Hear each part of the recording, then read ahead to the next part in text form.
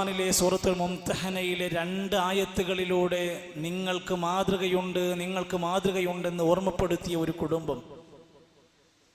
ഖദ് കാനത് ലക്കും ഉസ്വത്തുൻ ഹസനത്തുൻ ഫീ ഇബ്രാഹീമ വല്ലദീന മഅ. ഏതാണ് ആ കുടുംബം? ഇബ്രാഹിം നബി അലൈഹിസ്സലാമിലും അദ്ദേഹത്തിൻ്റെ കൂടെയുള്ളവരിലും വിശ്വാസികളെ മാതൃകയുണ്ട് നിങ്ങൾക്ക്. എങ്ങനത്തെ മാതൃകയാണ്? ഉസ്വത്തുൻ ഹസന, നല്ല ഒരുപാട് മാതൃകകളുണ്ട്. ഒരു ബലിപെരുന്നാളിൻ്റെ സുദിനത്തിൽ ഹജ്ജിൻ്റെ സുപ്രധാന കർമ്മങ്ങൾ അവിടെ നടന്നുകൊണ്ടിരിക്കുന്ന വേളയിൽ ഒരു കുടുംബത്തിന് ലോക മുസ്ലിമീങ്ങൾക്ക് മാതൃകയുണ്ടെന്ന് പഠിപ്പിക്കണമെങ്കിൽ അതിമഹത്തരമായ സന്ദേശമാണ് അതിലൂടെ നമ്മളെ പഠിപ്പിക്കുന്നത്. വിശുദ്ധ ഖുർആൻ ഒന്നുകൂടെ ആവർത്തിച്ച് പറഞ്ഞു, ലഖദ് കാന ലക്കും ഫീഹിം ഉസ്വത്തുൻ ഹസനത്തുൻ ലിമൻ കാന യർജുല്ലാഹ വൽ യൗമൽ ആഖിർ. അല്ലാഹുവിലും പരലോകത്തിലും പ്രതീക്ഷയർപ്പിച്ച് ജീവിക്കുന്ന ആളുകൾക്ക് ആ കുടുംബത്തിൽ നിങ്ങൾക്ക് മാതൃകയുണ്ട് വിശ്വാസികളെ.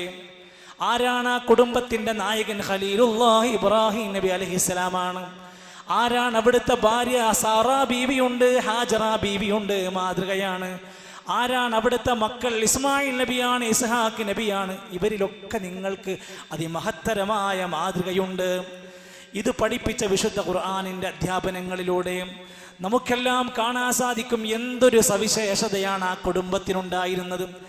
ഇറാഖിലെ ബാബിലോണിൽ ജീവിച്ചിരുന്ന ആ കാലഘട്ടത്തിൽ അവിടുത്തെ നാട്ടുകാരായിരുന്ന ആളുകൾ ദൈവേതര ശക്തികളെ ആരാധിക്കാൻ തുടങ്ങി, നക്ഷത്രങ്ങളെ ആരാധിക്കാൻ തുടങ്ങി, വിഗ്രഹങ്ങളെ പച്ചയായ ശിർക്കിൻ്റെ വല്ലാ നിലക്കുമുള്ള വഴികൾ അവർ തുറക്കപ്പെടുകയാണ്. അവരിലേക്ക് നേര് പറയാൻ, ഹക്ക് പറയാൻ, തൗഹീദ് പറയാൻ ഒരു യുവാവ് എഴുന്നേറ്റ് ഇറങ്ങുകയാണ്. ആ യുവാവിൻ്റെ പേരാണ് ഇബ്രാഹിം നബി അലൈഹിസ്സലാം. ആ പ്രവാചകൻ പിന്നീട് വലിയ വലിയ സ്ഥാനങ്ങൾ നേടിയെടുക്കുകയാണ്. ഇന്നഹു കാന സുദ്ദീഖൻ നബിയ്യാ.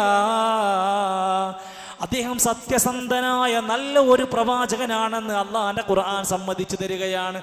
ലോക ചരിത്രത്തിലെ 1.25 ലക്ഷത്തോളം അമ്പിയാക്കന്മാരുടെ കൂട്ടത്തിൽ കടഞ്ഞെടുത്ത മാതൃകയായ ഉലുൽ അസ്മിൻ്റെ 5 നബിമാരിൽ ഒരാളാണ് ഇബ്രാഹിം നബി അലൈഹിസ്സലാം.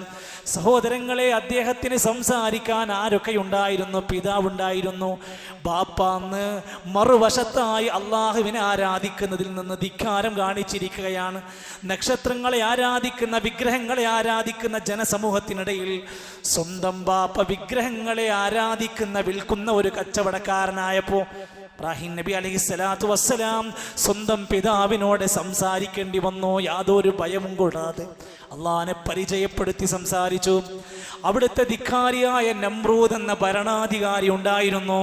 അഗ്നികുണ്ഡാരത്തിലേക്ക് വലിച്ചെറിയാൻ കൽപ്പനയുണ്ടായിരുന്നു. പക്ഷേ ആ ചെറുപ്പക്കാരൻ ഒരിക്കലും സത്യം മൂടി വെച്ചിട്ടില്ല, ദീന് മറച്ചു വെച്ചിട്ടില്ല, അറിഞ്ഞിട്ട് അറിയാത്തവനെ പോലെ മിണ്ടാതെ നടന്നിട്ടില്ല, സംസാരിക്കാൻ തന്നെയാ തീരുമാനിച്ചത്.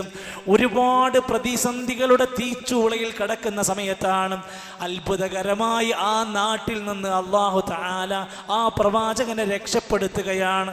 എങ്ങോട്ട്? വനജൈനാഹു വലൂതൻ ഇലൽ അർദില്ലതി ബാറക്നാ ഫീഹാ ലിൽ ആലമീൻ. സ്വന്തം ബാപ്പ ഇവിടുന്ന് എറിഞ്ഞു കൊല്ലുമെന്ന് പറയുന്ന അവസ്ഥ വന്നു. നാട്ടിൽ നിന്ന് ഇറങ്ങേണ്ട ഘട്ടം വന്നു. ഖുർആൻ പറയാണ്, അദ്ദേഹത്തെയും പിന്നീട് ലോത്ത് നബി അലൈഹിസ്സലാമിനെയും ഒക്കെ രക്ഷപ്പെടുത്തിയ ആ അനുഗ്രഹീതമായ പ്രദേശത്തേക്ക് നാം രക്ഷപ്പെടുത്തി. ഫലസ്തീനിനെ കുറിച്ചാണ് പറയുന്നത്. ഒട്ടനേകം പ്രവാചകന്മാരുടെ പാദസ്പർശമേറ്റ, ചരിത്രത്തിൽ ബറക്കത്ത് നിശ്ചയിക്കപ്പെട്ട ഒരു പുണ്യ പ്രദേശമാണ് വിശ്വാസികളെ ഫലസ്തീൻ. ഇന്ന് ചോരപ്പുഴ ഒഴുകിക്കൊണ്ടിരിക്കുന്ന, കണ്ണീർ പുഴ ഒഴുകിക്കൊണ്ടിരിക്കുന്ന ആ മണ്ണ് വിശുദ്ധമാണ്. നമുക്ക് അവിടെയുള്ള ജനങ്ങൾ ചിരിക്കുന്ന, സന്തോഷിക്കുന്ന ഒരു വിജയത്തിന്റെ നാൾ വരാനുണ്ട്. ശുഭാപ്തി വിശ്വാസത്തോടെ, പ്രതീക്ഷയോടെ നമ്മൾ പ്രാർത്ഥനയിലായി ആ മുഅ്മിനീങ്ങൾക്ക് വേണ്ടി മനമൊരുകി തേടുന്നവരാകണം ഓർമ്മപ്പെടുത്തുകയാണ്.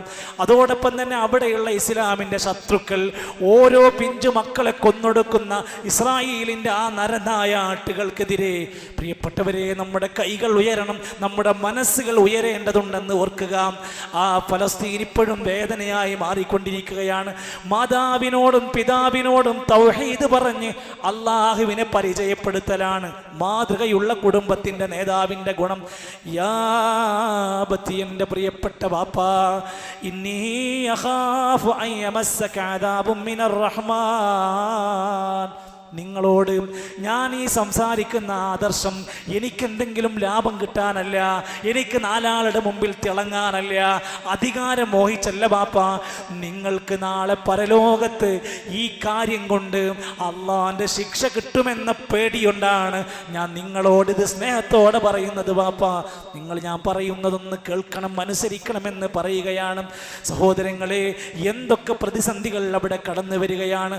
മാതൃകയായിക്കൊണ്ട് ബീവിയെ എടുത്തു പറയുകയാണ്. എന്തുകൊണ്ടാണ്? ഭർത്താവിന് സന്താനങ്ങൾ വേണമെന്ന അതിയായ ആഗ്രഹമുണ്ട്. സാറാ ബീവിയിൽ ഒരു സന്താനം ലഭിക്കുന്നില്ല. അവസാനം ആ ബീവി തന്നെയാണ് ഹാജറ എന്ന ഉമ്മയെ പരിചയപ്പെടുത്തുന്നത്. ആ ഹാജറ ബീവിയെ വിവാഹം കഴിപ്പിക്കുന്നതിൽ ആദ്യത്തെ ശ്രമം നടത്തിയത് സാറാ ബീവിയാണ്. മാതൃകയായി അവിടെയും നമുക്കൊരു ഭർത്താവിനോടുള്ള ഭാര്യയുടെ സ്നേഹപ്രകടനത്തിന് മാതൃക പഠിപ്പിക്കുകയാണ്. ഹാജറ ബീവിന്റെ ചരിത്രം പറയാതെ ഈ കുടുംബത്തിന്റെ ചരിത്രം പൂർണ്ണമല്ല. ഒരുപാട് കാലത്തെ ശ്രമങ്ങൾക്ക് ശേഷം ഒരു കുഞ്ഞിക്കാലി കാണുകയാണ്. ഒന്ന് ആലോചിക്കണം, മക്കളില്ലാതെ 10-20 കൊല്ലം കഴിഞ്ഞ് മക്കൾ ലഭിക്കുന്നവന്റെ സന്തോഷം എത്രയാണ് എങ്കിൽ ഇസ്മായിൽ നബി അലൈഹിസ്സലാം എന്ന പൊന്നുമോനെ കിട്ടിയപ്പോൾ മുലക്കുടിക്കുന്ന പ്രായത്തിൽ ഒരു ചെറിയ മരുഭൂപ്രദേശത്ത് വിജനമായ ഒരു സ്ഥലത്ത് കൊണ്ടുപോയാക്കുകയാണ്. ആ സ്ഥലത്തിന്റെ പ്രത്യേകത ബിവാദിൻ ഗൈരി ദീ സർഇൻ, ഒരു ചെടി മുളക്കാത്ത മണ്ണ്, ഒരു മരത്തണലില്ലാത്ത മണ്ണ്, ഒരു സ്വന്തമായി പറയാൻ പറ്റുന്നൊരു അഭയ കേന്ദ്രമില്ലാത്തൊരു മണ്ണിൽ കൊണ്ടുപോയാക്കുമ്പോൾ ഹാജറ ബീബി ഭർത്താവിനോട് തിരിച്ചു ചോദിക്കുകയാണ്, നിങ്ങൾക്ക് സ്നേഹമില്ലേ? നിങ്ങൾ എന്താ ഞങ്ങളെ ഒഴിവാക്കി പോവുകയാണോ? അള്ളാന്റെ കൽപ്പനയാണോ? അല്ലാഹു അമറക ബിഹാദാ, അല്ല, നിങ്ങൾ ഇതൊക്കെ ചെയ്യുന്നത് അള്ളാന്റെ കൽപ്പന നിങ്ങൾക്ക് വന്നത് കൊണ്ടാണോ? മറുപടി തലകുലുക്കി അതേ എന്ന് സമ്മതിച്ചപ്പോ ഹാജറ ബീവി പറയാണ്, വല്ലാഹി ലൻ യുളയ്യഅനാ അബദാ, പൊക്കോളൂ, ഇനി പ്രശ്നമല്ല, അള്ളാഹു ഞങ്ങളെ കൈവെടിയില്ല. ഒരു ഭാര്യക്ക് മനസ്സിനകത്ത് നെഞ്ചിൻ കൂടിനകത്ത് ചേർത്ത് വെക്കാൻ ഇത്ര കരുത്തുറ്റൊരാദർശമുണ്ടെങ്കിൽ ഏത് തിക്ത സന്ദർഭങ്ങളിലും പിടിച്ചു നിൽക്കാൻ സാധ്യമാകുമെന്നതിൻ്റെ മാതൃകയാണ് ഇവിടെ നിന്ന് കാണിക്കുന്നത്. ഇസ്മായിൽ നബി അലൈഹിസ്സലാം എന്ന പൊന്നുമോനിൽ നിങ്ങൾക്ക് മാതൃകയുണ്ട്. ആരാണ് ഇസ്മായിൽ നബി അലൈഹിസ്സലാം? കാലങ്ങൾക്ക് ശേഷം ലഭിച്ചൊരു മോനാണ്. സംസാരിക്കാൻ തുടങ്ങി, കളിച്ചിരികളൊക്കെ തുടങ്ങി, ഒരു ബാപ്പാക്കും ഉമ്മാക്ക് കൗതുകമുണ്ടാക്കുന്ന പെരുമാറ്റങ്ങൾ വരാൻ തുടങ്ങി. അപ്പോഴാണ് അള്ളാഹുവിൻ്റെ കൽപ്പന, പൊന്നുമോനെ അറക്കണം. ആലോചിക്കണം രക്ഷിതാക്കളെ, നമ്മുടെ മക്കളെ ഒന്ന് നമസ്കരിക്കാൻ വിളിക്കാൻ, നമ്മുടെ മക്കളെ ദീന് പഠിപ്പിക്കാനൊന്ന് കൊണ്ടുപോകാൻ, നമ്മുടെ മക്കൾക്ക് സത്യദീനിന്റെ വക്താക്കളായി ഒന്ന് കൂട്ടമായി അവരെ നന്മയിലേക്ക് ക്ഷണിക്കാൻ നമുക്ക് സാധിച്ചോ? ഇസ്മായിൽ നബി അലൈഹിസ്സലാമിനെ അറുക്കാനുള്ള കൽപ്പന വന്നപ്പോൾ മോനോട് ചെന്ന് പറയാണ്, മോനെ, അള്ളാന്റെ കൽപ്പനയുണ്ട്, ഫൻദുർ മാദാ തറാ, എന്താ മോനെ നിന്റെ അഭിപ്രായം? ഞാൻ എന്താ ചെയ്യേണ്ടത്?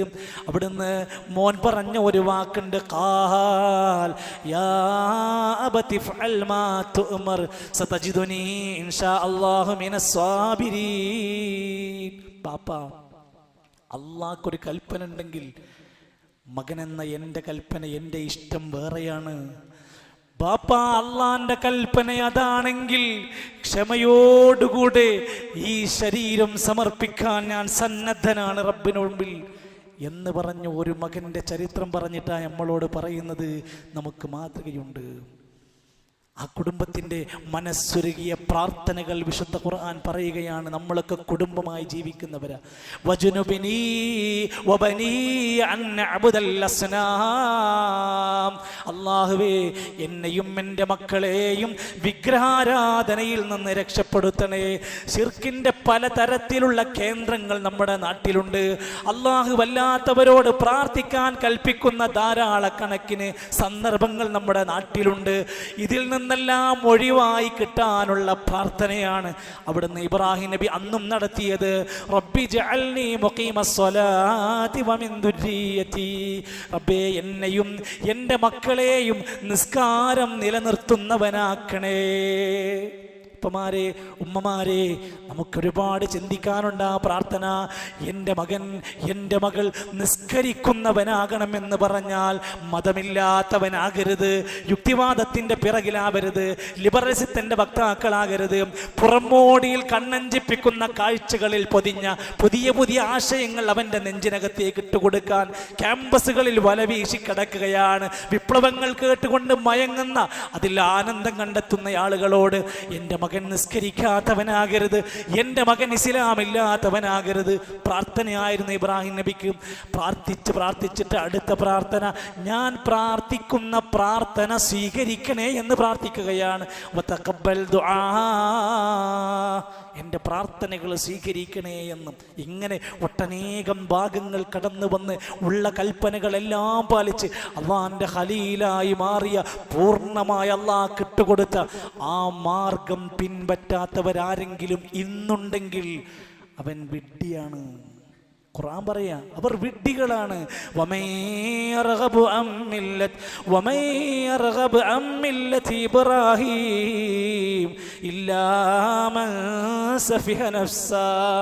ആരെങ്കിലും ഇബ്രാഹിം നബിന്റെ മാർഗത്തിൽ നിന്ന് വിമുഖത കാണിച്ചാൽ സ്വയം വിഡ്ഢിയായവനല്ലാതെ ഒരാൾക്കും അത് കഴിയൂല. വിവേകികളുടെ അടയാളമാണ് ആ മാർഗം സ്വീകരിക്കൽ, വിഡ്ഢികളുടെ മാർഗമാണ് ആ മാർഗം ഒഴിവാക്കൽ. അതുകൊണ്ട് ഈ തക്ബീർ ധ്വനികളൊക്കെ നമ്മൾ മുഴക്കിക്കൊണ്ടിരിക്കുമ്പോൾ ഈ ഒരു ചരിത്ര പശ്ചാത്തലം മറന്നു പോകരുത് എന്ന് ഓർമ്മപ്പെടുത്തുകയാണ്. അല്ലാഹു അക്ബറു കബീറ വൽഹംദുലില്ലാഹി കസീറ സുബ്ഹാനല്ലാഹി ബുക്റതൻ വഅസീല. സഹോദരങ്ങളെ, ഹജ്ജിൻ്റെ കർമ്മങ്ങൾ അവിടെ തകൃതിയായി നടന്നുകൊണ്ടിരിക്കുന്നു. ഏറെ പ്രതീക്ഷയോടുകൂടെ അറഫാത്തിൽ അവർ സംഗമിച്ച് അതിൻ്റെ പ്രവർത്തനങ്ങൾ കഴിഞ്ഞും കല്ലേറിൻ്റെ വിവിധ ഘട്ടങ്ങളിലേക്ക് അവർ പ്രവേശിച്ചു കൊണ്ടിരിക്കുകയാണ്. അൽഹംദുലില്ലാഹ്, ശുഭകരമായ വാർത്തകളാണ് നമുക്ക് ലഭിച്ചത്. വലിയ പ്രയാസങ്ങളോ അതല്ലെങ്കിൽ അപകട പ്രശ്നങ്ങളൊന്നും ഇല്ലാത്ത രൂപത്തിൽ സുരക്ഷിതമായ സംവിധാനങ്ങൾ ഒരുക്കിക്കൊണ്ട് ഹജ്ജ് അതിൻ്റെ പൂർത്തീകരണ ഘട്ടത്തിലേക്ക് കടന്നുകൊണ്ടിരിക്കുകയാണ്. കഅബാലയത്തിനെ തവാഫ് ചെയ്യുമ്പോൾ നമുക്ക് മറക്കാനാവില്ല ഈ കുടുംബത്തെ. മിനയിലും മുസ്ദലിഫയിലും അറഫയിലും സഫാ മർവയിലൂടെയും സഞ്ചരിക്കുന്ന, ചുറ്റിക്കാണുന്ന ഒരു മനുഷ്യന് അവൻ്റെ നെഞ്ചിനകത്തേക്ക് ഓരോ സ്മരണകൾ ഇങ്ങനെ കയറിക്കൊണ്ടിരിക്കും. സഹോദരങ്ങളെ, ഇബ്രാഹിം നബി അലൈഹിസ്സലാത്തു വസ്സലാമിനെ സ്മരിക്കാതെ, ആ ചരിത്രം പറയാതെ നമുക്ക് ഹജ്ജ് കടന്നു പോകുമോ? മഹാനായ റസൂൽ കരീം സല്ലല്ലാഹു അലൈഹി വസല്ലം അവിടുത്തെ ഹജ്ജിന് പുറപ്പെട്ടു. അറഫാ കുന്നിൻ്റെ മുകളിലും അവിടെ സംഗമത്തിൻ്റെ സന്ദർഭത്തിൽ അവസാനത്തെ വിടവാങ്ങൽ പ്രസംഗത്തിൻ്റെ സമയത്ത് 14 നൂറ്റാണ്ട് മുമ്പ്, കഴിഞ്ഞ ദിവസങ്ങളിൽ നമ്മൾ കേട്ടതുപോലെ, തൻ്റെ അനുയായികളെ മുഴുവൻ നിർത്തിക്കൊണ്ട് പ്രൗഢഗംഭീരമായ ഒരു മനുഷ്യാവകാശ പ്രഖ്യാപനം നടത്തിയിട്ടുണ്ട്. ഇന്നൊരുപാട് മനുഷ്യാവകാശ സംഘടനകളുണ്ട്, മനുഷ്യാവകാശ പ്രസ്ഥാനങ്ങളുണ്ട്. പക്ഷേ മനുഷ്യരുടെ വിഷയത്തിൽ അവർക്ക് ഇടപെടാൻ കഴിയാതെ പോകുന്ന രംഗമാണ് നമ്മൾ കണ്ടുകൊണ്ടിരിക്കുന്നത്. 14 നൂറ്റാണ്ട് മുമ്പ് ലോക ചരിത്രത്തിന് തുല്യതയില്ലാത്ത ഒരു ആശയം അവരെ പഠിപ്പിച്ചു കൊടുത്തു. ആ അറഫയിൽ സംഗമിച്ച ലോക രാജ്യങ്ങളിൽ നിന്ന് വന്നവരോട് വംശവെറി മുസ്ലിമിനുണ്ടാകരുത്, വർഗീയത മുസ്ലിമിനുണ്ടാവരുത്, വർണ്ണവെറി മുസ്ലിമിനുണ്ടാവരുത്, തീവ്ര ചിന്താഗതികൾ മുസ്ലിമിനുണ്ടാകരുത്. ദീനങ്ങനെ പഠിപ്പിച്ചു കൊടുത്ത് ഒരു നല്ല മനുഷ്യനാക്കി അവിടുന്ന് മാറ്റുകയാണ്. അവരോട് പറഞ്ഞു, ഹാജിമാരെ, ഇതെല്ലാം കഴിഞ്ഞാലും നമ്മൾ ചെയ്ത ഓരോ പ്രവർത്തനങ്ങളെയും കൊണ്ട് നാളെ അള്ളാന്റെ മുമ്പിൽ വരാനുള്ളവരാണ്. പരലോക ബോധമുണ്ടാക്കി, ആരുടെയെങ്കിലും കൈകളിൽ അമാനത്ത് കിടപ്പുണ്ടെങ്കിൽ അത് വേഗത്തിൽ തിരിച്ചേൽപ്പിക്കണം. ഏൽപ്പിക്കപ്പെട്ടവല്ല അമാനത്തുണ്ടെങ്കിൽ അതിൻ്റെ അവകാശികൾക്ക് തിരിച്ചു കൊടുക്കണം. അവിടെ പഠിപ്പിക്കുകയാണ്, അലാ ഇന്ന കുല്ല നബിയും അലാ ഇന്ന കുല്ല ശൈഇൻ മിൻ ഉമ്മിൽ മിൻ അംറിൽ ജാഹിലിയ, ജാഹിലിയത്തിലുള്ള എല്ലാ ദുഷിച്ച സമ്പ്രദായങ്ങളും മൗളൂഉൻ തഹത ഖദമി, ഞാനിതാ എൻ്റെ കാലിൻ്റെ ചുവട്ടിലിട്ട് അതിനെ അവസാനിപ്പിക്കുകയാണ്. ഇനി ജാഹിലിയത്തിലെ ഒരു ദുഷിച്ച ആചാരങ്ങളും ഇനി ഉണ്ടാകരുത്. മനുഷ്യനെ കൊന്നൊടുക്കുന്ന, യാതൊരു മാന്യതയുമില്ലാത്ത ഒരുപാട് നിയമങ്ങളുണ്ടായിരുന്ന ജാഹിലിയത്ത് ഇവിടെ അവസാനിപ്പിക്കുകയാണ്. മനുഷ്യന് പരിഗണന കൊടുക്കണം. കുല്ലുരിബം മൗദൂഉൻ, ഇനി മുതൽ എല്ലാ പലിശയും ഇവിടെ വെച്ച് അവസാനിപ്പിക്കുകയാണ്. ഇനി പലിശയില്ല, അന്ന് അവസാനിപ്പിച്ചതാണ്. ഇനി അത് തൊട്ടുപോകരുത്, ഇനി അതുമായി നിങ്ങൾക്ക് ബന്ധമുണ്ടാകരുത്. ഇത്തഖുല്ലാഹ്, അല്ലാഹനെ സൂക്ഷിക്കണേ. വസ്തൗസൂ ബിന്നിസാഇ ഖൈറാ, സ്ത്രീകളോട് ഭാര്യമാരോട് ഖൈറായ വസിയത്തുകൾ നൽകി അവരുടെ കാര്യം നിങ്ങൾ പരിഗണിക്കണം. ഉപദ്രവിക്കരുത്, അടിക്കരുത്, അവരോട് പ്രകോപന പെരുമാറ്റങ്ങൾ ഉണ്ടാവരുത്, അവരോട് അനീതി കാണിക്കരുത്. ഞാൻ മരിച്ചാലും എൻ്റെ കാലം കഴിഞ്ഞാൽ കിതാബ് അല്ലാഹി വസുന്നത റസൂലി, അള്ളാന്റെ കിതാബും നബിന്റെ ചര്യകളും നിങ്ങൾ മുറുകെ പിടിച്ച് ജീവിക്കണം. നിങ്ങൾ പിഴക്കൂല. മുസ്ലിമീങ്ങൾ പരസ്പര ബഹുമാന സ്നേഹ ആദരവോടെ ജീവിക്കണം. അൽ മുസ്ലിമു അഹുൽ മുസ്ലിം, ഒരു മുസ്ലിം മറ്റൊരു മുസ്ലിമിന്റെ സഹോദരനാണ്. അവനെ ചീത്ത വിളിക്കരുത്, അവനെ പരിഹസിക്കരുത്, അവനെ കൊല്ലരുത്, അവനെ പറ്റിക്കരുത്, അവനെ വഞ്ചിക്കരുത്. എല്ലാം ചേർത്ത് വായിക്കുക. ഊസീകും ബിൽ ജാർ. അന്ന് 14 നൂറ്റാണ്ട് മുമ്പ് ഒരു ഹജ്ജിന്റെ പ്രസംഗത്തിലാണ് പറയുന്നത്, അയൽവാസികളോട് വസിയത്ത് ചെയ്യുകയാണ്. അവർക്ക് മാന്യമായ പെരുമാറ്റം നിങ്ങൾ കൊടുക്കണം. എല്ലാം പറഞ്ഞു കഴിഞ്ഞിട്ട് പ്രവാചകർ ചോദിക്കുകയാണ്, ഞാൻ എന്നെ ഏൽപ്പിച്ച ഉത്തരവാദിത്വം നിങ്ങൾക്ക് തന്നിട്ടില്ലേ? ഞാൻ കേൾപ്പിച്ചു തന്നിട്ടില്ലേ? ഞാൻ പറഞ്ഞു തന്നിട്ടില്ലേ? അല്ലാഹുമ്മ ഷ്ഹദ്, അല്ലാഹുമ്മ ഷ്ഹദ് എന്ന് പറഞ്ഞ് അവർ സാക്ഷി നിൽക്കുകയാണ്. നമുക്ക് പറയാൻ കഴിയുമോ? നമുക്ക് കിട്ടിയ ഇസ്ലാം നമ്മൾ എത്ര പേർക്ക് പറഞ്ഞു കൊടുത്തിട്ടുണ്ട്, നമ്മൾ എത്ര പേർക്ക് എത്തിച്ചു കൊടുത്തിട്ടുണ്ട് അള്ളാന്റെ കോടതിയിൽ? നമുക്ക് പറയാൻ കഴിയുമോ? അതുകൊണ്ട് ആ ചരിത്രങ്ങളെയൊക്കെ ഓർത്തുകൊണ്ടാവട്ടെ നമ്മുടെ തക്ബീർ ധ്വനികൾ. അല്ലാഹു അക്ബർ, അല്ലാഹു അക്ബർ, ലാ ഇലാഹ ഇല്ലല്ലാഹു വല്ലാഹു അക്ബർ, അല്ലാഹു അക്ബർ വലില്ലാഹിൽ ഹംദ്. സഹോദരങ്ങളെ, നമ്മൾ അവസാനിപ്പിക്കുമ്പോൾ ഈ ബലിപെരുന്നാളിൻ്റെ സന്ദേശത്തിൽ നമ്മൾ എന്തിരുന്നാലും ഏതൊക്കെ രൂപത്തിൽ നമ്മുടെ ജീവിതത്തിൻ്റെ ഘട്ടങ്ങൾ മാറി മറിഞ്ഞ് വന്നാലും ഇസ്ലാം പഠിപ്പിച്ച നന്മകൾ ബലിപെരുന്നാളിൻ്റെ സന്തോഷങ്ങളിൽ നമുക്ക് പകർത്താൻ സാധ്യമാകേണ്ടതുണ്ട്. ആശംസകൾ കൈമാറാൻ ഇസ്ലാം പറഞ്ഞു. തഖബ്ബലല്ലാഹു മിന്നാ വമിൻകും എന്നാണ്. 1-2 ദിവസങ്ങളായി നമ്മൾ കണ്ടുകൊണ്ടിരിക്കുകയാണ്. ആശംസകൾ എന്ന് കേൾക്കുമ്പോൾ അതേതോ ഒരു മ്യൂസിക്കൊക്കെ ഇട്ട്, ഒരു വലിയ പാട്ടൊക്കെ ഇട്ടാലേ ഒരു ആശംസയുടെ വീഡിയോ ആകൂ എന്ന് ആർക്കെങ്കിലും തോന്നുന്നുവെങ്കിൽ സ്വഹാബത്ത് പഠിപ്പിച്ചെന്നു, ഒറ്റ വാക്ക് മതി, തഖബ്ബലല്ലാഹു മിന്നാ വമിൻകും. യഥാർത്ഥ രൂപത്തിലുള്ള ആ നന്മയെ പകർത്താൻ നമ്മൾ ശ്രദ്ധിക്കുക. രോഗികളായ ഒട്ടനേകം ആളുകൾ പെരുന്നാളിൻ്റെ യാതൊരു നിലക്കുമുള്ള ഒരു നമസ്കാരത്തിൽ പോലും പങ്കെടുക്കാൻ കഴിയാതെ പോകുന്നവരുണ്ട്. അവരെ സന്ദർശിക്കാൻ സാധാരണഗതിയിൽ നമ്മുടെ സുന്നത്തായി പഠിപ്പിച്ച കാര്യങ്ങളാണ്. സ്വതക്കയുടെ വിഷയത്തിൽ ഒട്ടും മലംഭാവം കാണിക്കാതെ നമ്മുടെ പാപങ്ങൾ മായിക്കാൻ, നമുക്ക് സ്വർഗം നേടാൻ, നമുക്ക് വമ്പിച്ച പ്രതിഫലം നേടാൻ ഈ പെരുന്നാൾ സുദിനത്തിൽ സാധുക്കളായ ആളുകളെ, ദീനിയായ സംരംഭങ്ങളെ, നന്മ നിറഞ്ഞ വേദികളെ ഒക്കെ ഉപയോഗപ്പെടുത്തി സ്വതക്ക ചെയ്യാൻ നമ്മൾ മറക്കരുത്. ബിർറുൽ വാലിദൈൻ, മാതാപിതാക്കളെ പരിഗണിക്കാത്ത, അവർക്ക് പുണ്യം ചെയ്യാത്ത പെരുന്നാളാവരുത്. ഡ്രസ് എടുത്തപ്പോൾ മാതാപിതാക്കളെ പരിഗണിച്ചില്ലെന്ന് ഉറപ്പുവരുത്തുക. നമ്മൾ യാത്ര പോകുമ്പോൾ വാപ്പയുടെ ഉമ്മയുടെ യാത്രയുടെ കാര്യത്തെപ്പറ്റി ആലോചിക്കുക. ഭക്ഷണം കഴിക്കുമ്പോൾ എൻ്റെ ഉമ്മയുടെ ഉപ്പയുടെ സന്തോഷത്തെ ഞാൻ മാനിച്ചിട്ടില്ലേ എന്ന് നമ്മൾ വീണ്ടും വീണ്ടും വിചാരണ ചെയ്യുക. വസീലത്തുർ റഹം, കുടുംബക്കാരുമായുള്ള ബന്ധങ്ങൾ ഏതെങ്കിലും കാരണവശാൽ മുറിഞ്ഞു പോയിട്ടുണ്ടെങ്കിൽ ഇന്ന് തുന്നിച്ചേർക്കാൻ അതിന് പറ്റിയ അവസരമാണ്. സൗഹൃദങ്ങളിൽ എവിടെയെങ്കിലും വിളിച്ച വന്നിട്ടുണ്ടെങ്കിൽ അവരോട് കെട്ടിപ്പിടിച്ച് സലാം പറഞ്ഞ് പിണക്കം മാറ്റാൻ ഇന്ന് പെരുന്നാളാണെന്ന് മറക്കാതിരിക്കുക. അതിരുവിട്ട എല്ലാ ആഭാസങ്ങളും ആഘോഷത്തിൻ്റെ മറവിൽ നടത്തുന്ന എല്ലാ അധികാര പ്രവർത്തനങ്ങളും നമ്മൾ അവസാനിപ്പിക്കുക. അറഫയുടെ ദിനങ്ങളിൽ, ദുൽഹിജ്ജിന്റെ ദിനങ്ങളിൽ നമ്മൾ ചെയ്തു കൂട്ടിയ നന്മകളെ ഒരിക്കലും നഷ്ടപ്പെടുത്താതിരിക്കാൻ നമ്മൾ ശ്രദ്ധിക്കുക. അള്ളാഹുവിനോട് ശുക്റുള്ളവരാകാൻ വീണ്ടും വീണ്ടും മുസ്ലിം സമുദായം ശ്രദ്ധിക്കേണ്ടതുണ്ട്. വേട്ടയാടപ്പെട്ട, പേടിപ്പിച്ചു നിർത്തിയ, കരിനിയമങ്ങൾ കൊണ്ട് ഭയപ്പെടുത്തിയ ഒരു കാലത്തിൻ്റെ ഇടയിൽ നിന്ന് പ്രതീക്ഷയുടെ നാമ്പ് മുളച്ചുകൊണ്ട് ഒരു പുതിയ ഭരണക്രമം നാട്ടിൽ വന്നപ്പോൾ നമ്മൾ അള്ളാഹുവിനോട് എത്ര പ്രാർത്ഥിക്കണം, എത്ര ശുക്ർ ചെയ്യണമെന്ന് ആലോചിച്ച് നോക്കൂ. അള്ളാന്റെ ഖുർആൻ പറഞ്ഞു, നിങ്ങൾക്ക് ഭൂമിയിൽ സ്ഥിരത തന്നാൽ അല്ലദീന ഇമ്മക്കന്നാഹും ഫിൽ അർളി അഖാമുസ്സലാ, നിസ്കാരം നിലനിർത്തുന്നവരാകണം. അല്ല, സുരക്ഷിതമായ ഒരവസ്ഥ നാട്ടിൽ തന്നാൽ നിസ്കാരം നിലനിർത്തുന്നവരാവണം, സകാത്ത് കൊടുക്കുന്നവരാകണം, ജനങ്ങളോട് നന്മ കൽപ്പിക്കുന്നവരാകണം, അനിൽ മുൻകരി തെറ്റ് കാണുമ്പോൾ അതിനെ തടുക്കുന്നവരാകണം. ഇത് നമ്മുടെ ഡ്യൂട്ടിയാണ്. നമ്മൾ അത് ചെയ്യാൻ മറക്കരുത്. പ്രിയപ്പെട്ടവരായ നമ്മുടെ സഹോദരങ്ങളെ ഓർക്കാൻ മറക്കല്ലേ. പ്രവാസികളുടെ കുവൈത്തിലെ ദുരന്തം നമ്മളൊന്ന് ആലോചിച്ച് നോക്കൂ. തീയിൽ കുടുങ്ങിയ എത്രയെത്ര ജീവനുകളാണ് എയർപോർട്ടിൽ വന്നിറങ്ങി. നമ്മുടെ പരിസരങ്ങളിലുള്ള ഏതൊക്കെയോ വീടുകൾ അത്തരത്തിൽ ഇരയാക്കപ്പെട്ടവരാണ്. ആ കുടുംബങ്ങളെ സന്ദർശിക്കണം, ആശ്വസിപ്പിക്കാൻ നമുക്ക് കഴിയണം. സാധ്യമാകുന്ന സഹായങ്ങൾ അവർ ചെയ്യണം. പ്രവാസികൾ സ്വപ്നങ്ങൾ നെയ്തെടുക്കാൻ പുറപ്പെട്ടവരാണ്. അവർക്ക് എന്തൊക്കെയോ പദ്ധതികളുണ്ട്. വീട് സ്വപ്നമാക്കിയവരുണ്ട്, അമ്മയുടെ അച്ഛൻ്റെ ചിലവുകൾക്ക് വേണ്ടി ചികിത്സയ്ക്ക് വേണ്ടി പോയവരുണ്ട്, രക്ഷാപ്രവർത്തനത്തിന് വേണ്ടി പോയി പുറപ്പെട്ട മലപ്പുറത്തുകാരൻ്റെ ജനാസ നാട്ടിലെത്തിയിട്ടുണ്ട്.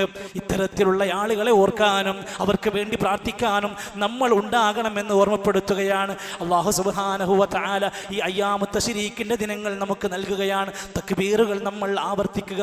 തക്ബീറുകൾ നമ്മൾ അതിൻ്റെ അസർ വരെ, ദുൽഹിജ്ജയുടെ 13ന്റെ അവസാനം വരെ നമുക്ക് അത് തക്ബീറുകൾ ആവർത്തിച്ചു കൊണ്ടിരിക്കാൻ കഴിയണം. ആ മഹത്വത്തെ ഉൾക്കൊണ്ടുകൊണ്ട് തന്നെ നമുക്കതിന് സാധ്യമാകേണ്ടതുണ്ട്. ഇന്നത്തെ ദിവസത്തിൽ സാധ്യമാകുന്ന എത്ര നമ്മുടെ ഈ ഒരു സംരംഭത്തിൽ അൽഹംദുലില്ലാഹ് ഇന്ന് ഈ ഈദ് മുസല്ലയിൽ നിന്ന് പിരിഞ്ഞു പോകുമ്പോൾ നമുക്ക് ആവശ്യമായ സ്വീറ്റ്സും സൗകര്യങ്ങളും എല്ലാം നൽകിയിട്ടുണ്ട്. അൽഹംദുലില്ലാഹ് അതിനൊക്കെ അകമഴിഞ്ഞുകൊണ്ട് പള്ളിയുടെ പരിപാലന പ്രവർത്തനങ്ങളിലുമൊക്കെ നല്ല സ്വതക്ക ചെയ്യാൻ മറക്കാതിരിക്കുക. ഈ പള്ളിയുടെ കീഴിൽ വിശുദ്ധ ഖുർആൻ പഠിക്കാൻ, ഈ സമുദായത്തെ നേരാക്കാൻ, നന്നാക്കാനുള്ള ഏക പരിഹാര മാർഗം ഖുർആനാണെന്ന് തിരിച്ചറിഞ്ഞുകൊണ്ട് വിവിധങ്ങളായ ഖുർആൻ പഠന സംവിധാനങ്ങൾ നടക്കുന്നുണ്ട്. അതിൻ്റെ സമയവും ക്രമവും ഒക്കെ മനസ്സിലാക്കി എല്ലാവരെയും അതിലേക്ക് ക്ഷണിക്കാൻ നമ്മൾ മുന്നോട്ട് വരേണ്ടതുണ്ട്.